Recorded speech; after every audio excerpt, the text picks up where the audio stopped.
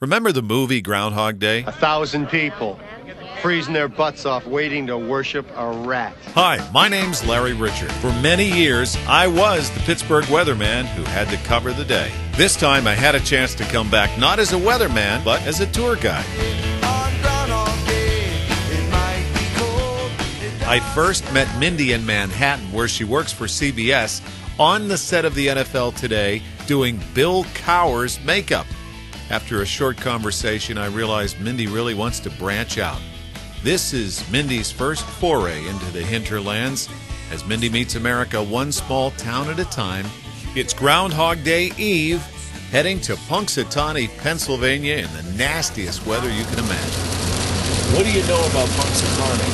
Well, I know that there is a little groundhog that lives in, I guess, a stump. Yes, for sure. And every year there is Groundhog Day, and if he sees a shadow when he comes out, it means that there's going to be a short winter. Our first stop is to shop. Mindy's not quite ready for Gobbler's Knob. That I'm going to wear. So much trouble. These are the low ones. No, wait till you see the other ones. Like, I feel like Pittsburgh is accepting me on my terms. Yeah. Never been to Gobbler's Knob. Oh, well, you gotta go. Is there a Starbucks up by there? You know what? I don't think there is.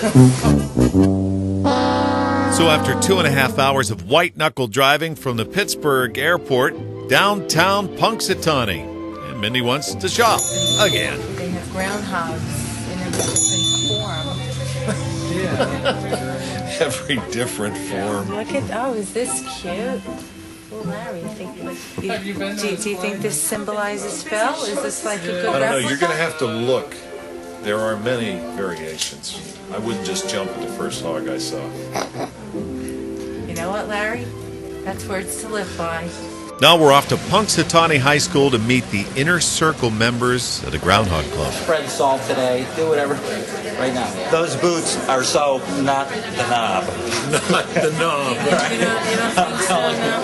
Well, At first, Mindy seemed a little overwhelmed, but then she joined right in.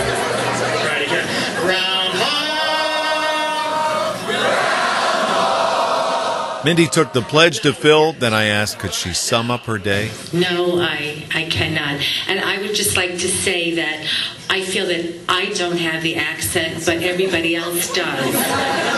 Because in New York, this is how we talk. So 4 hours later, I ordered Mindy a coffee, and we went to Gobbler's Knob, walked the gauntlet with a police escort to Phil's stump. Wow, look at that crowd, 30,000 strong. We welcome you to the 122nd prediction at Gobbler's Knob. I look around me, a bright sky I see, and a shadow beside me. 6 more weeks of winter. It's the culmination of a year's prognostication coming to a climax dramatically on Gobbler's Knob. Mindy, is there anything that can compare in New York to what you've witnessed here in the last 24 hours? no, and even the rest of my crew who's in Arizona right now covering The Super Bowl. Yeah. They just have no clue the amount of excitement that has gone on here. No, I wouldn't. Don't put your hand near his mouth. Didn't you have earmuffs like this on yesterday? So from the Super Hog to the Super Souvenirs, we wrap up our day in Punxutawney with one last stop to shop. Mindy, you've done enough shopping. We got to get you out of here. All right. We got to get this girl home to Manhattan. There's no place like home. There's no place like home. There's no place like home. Mindy, you're not in Manhattan anymore. No. And so Mindy meets America, one small town at a time. And this gentleman kind of summed it all up. I wish every day could be like Groundhog Day, because then the world would be a better place.